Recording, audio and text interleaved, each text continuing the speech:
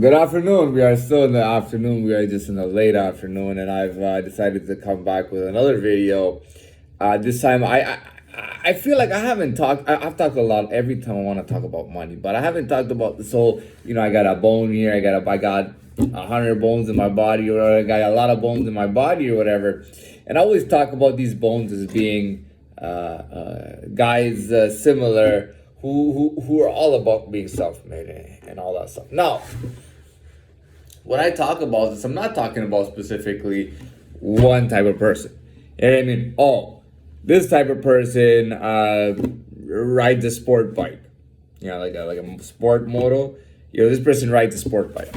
That's not what I'm saying. You know what I mean?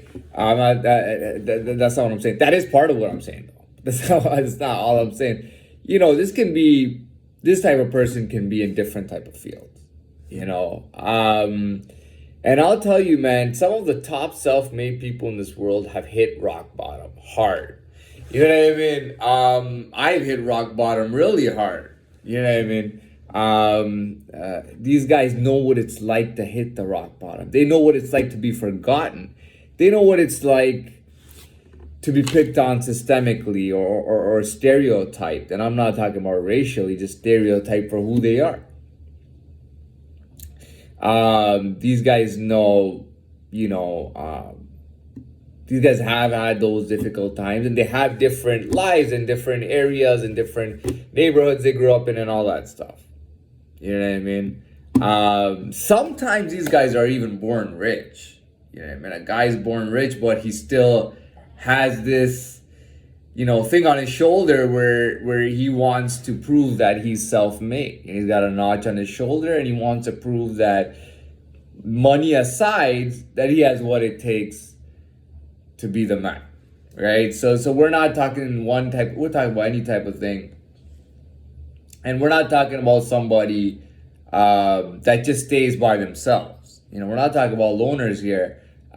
Being strong by yourself is a must for me, but you have to be able to interact with in some kind of social situations with some kind of people at the end of the day. But that's kind of the image that I'm getting. Typically, I don't think age is a factor either. I think there are some dudes that start early as well, not early, but they'll show traits early on. Early on in their lives, they'll start showing traits, and they will literally be recognized just for those traits. I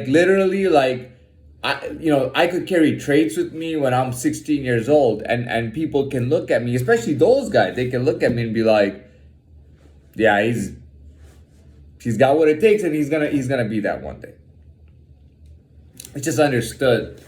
You know what I mean? So it's not even about having money or not having money or any of that. You know what I mean? You just you see those traits early. It's a bit of a rejection of oh, here you go, join everybody, be a nice boy. You're also gonna get treats and we're gonna go on a field trip and we're all gonna have fun, kind of thing. You know what I mean? And and the guy there stands there and he rejects it. For me, I tried to be as clever as possible. As level 1, I need to be clever and have cheap tricks. And I have to find some way to get myself excluded from things that I didn't want to do and groups I didn't want to be a part of. I mean, I'll be honest, I thought some of the gangs were very fruity, to be very honest. I'm so glad I never got into some of the gang activity when I was younger, because it was really fruity. I mean, those guys remind me of Fruit Loops, and they've always reminded me of Fruit Loops. I just couldn't even relate to them, you know what I mean, to ever being anything like them. You know what I mean? But these traits are seen very early on. No matter where a guy is, he finds a way to become that guy, and it's really obvious. It's really obvious. You know what I mean? What more can I say? I can't get too in depth with it, but a guy will do what he can in his class to prove himself. That's one of the biggest. That's one of the traits. Is a desire for one to prove himself, and it's a rejection of false givings. False givings is like a group of guys coming, or a group of people, guys and girls, coming up to you saying, "Oh, you're so handsome, you're so nice, you're so smart. We love having you around. You're a lot of fun." But they're just saying that to win you over. You know what I mean? You look at that and you reject it. Typically, guys like that will reject it. No, no, no, no. But yeah, typically guys will reject it. You know what I mean? These guys will reject it. No, no, no. I don't want that. I don't want that. It doesn't feel right to me. You know what I mean? This doesn't feel right to me at all. This is not the type of fit or type of life or how I want to live. I don't want this in my lifestyle. And it's not always that guys like these even hang out together. They typically don't. Guys like this don't want to, you never, or it's rare that you find two guys like that in the same small group. You will not find two guys like that in the same group. They will bump heads. Either one of them will leave or both of them will agree to leave. Both of them will make an agreement. Let's both leave and go our ways. You don't find guys like multiple guys like that in one group. Typically, one guy will have his own group. And if he sees somebody where he recognizes those traits, he will try to find his way in to that person's life or get them to see him in order to see what he's about. And I'll tell you what the reason is. It's called being a threat. If he thinks you're a threat or a possible threat to something he's doing, he needs to show you, and he may be older than you or stronger than you or whatever the deal is at the time, and he wants to show you that you should back off from his operation. That this is his operation, and you're that type of guy, and you can't be another type of guy in his territory, or else it's gonna be a very serious problem. You know what I mean? It's gonna be a highly serious issue, and if he thinks that you're like him, he wants to take you on, right? So he's not hoping to get you to back off or to get you to leave his territory. He's trying to pull you in so he can destroy you. That's what he wants. I used to talk to guys and they used to make jokes and stuff, and I used to say, you know what? I'd rather play it safe right now and not get eaten by somebody bigger, and I'd rather get to that point where I'm gonna be doing the eating.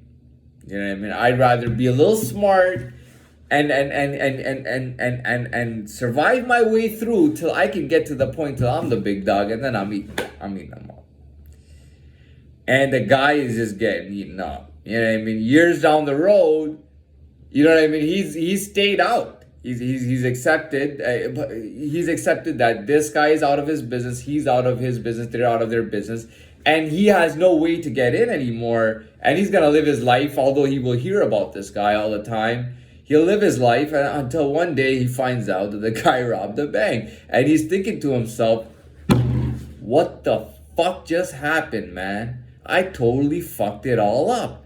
I should have taken him out when he had the chance. He was playing me for a fool. He's a fucking bank robber right now. And he's trying to get in again. You know what I mean? But at this point, and I'll be very honest with you, he feels intimidated. He feels intimidated the way everybody else is feeling intimidated. He's feeling scared. So what does he want to do? He wants to get back. He wants to do another appearance like he did before. But this time, he wants to do the appearance in a way that he's let off the hook, right? That he can be the last one sitting there, be let off the hook, and not have to deal with this guy, because this guy is giving him nightmares. This guy is scaring him. You know what I mean? This guy is putting fear in him now, and he doesn't like it, and he doesn't want anything to do with this guy. So he comes in the form of a big boy, right? And he's older, but the funny thing is that in his initial meeting, he was older. In the first meeting, he was older. Now, so many years down the road, 4 or 5 years down the road, he comes in as a youth, 18, 19 years old. He comes in as a youth, and he's a big boy. Also, what he's thinking to himself is this guy has not aged. Yeah, he looks like a different type of guy, but he has not aged at all. All those years went by, and he didn't age, and I look older. He's thinking to himself, I look even older. This guy still looks, so he comes in as a young boy. Big old young boy. I mean, big old country young boy. You know what I mean? Big boy. Eh? And he starts talking about how his charges are bigger and that the shit he's done is bigger. So what he's hoping is to be let off the hook. Because right now he's on the spot and he can't take this guy being the last one out and get it out. He can't take that because that's going to hit his pride and his intelligence really bad and his judgment. So he's trying to look like a cute young big boy who's bigger with his charges in order to secure this spot and be let out after as last. And I think he does get it. I think he is able to do it. I think he's able to do it. But all he's thinking at this point is, I don't want to ever come back. I don't want none of that. I don't want to ever come back, man. I don't want to ever come back. I don't want any of that. None of that. You know what I mean? He's out. He's starting to break. And who knows if he's even alive anymore. But he's done. And he didn't want any of that. All right. So how do you like that story? With finally talking about all the bone stuff that I talked about. How was that? All right. Good afternoon again. We're still in late afternoon. And that's it for me.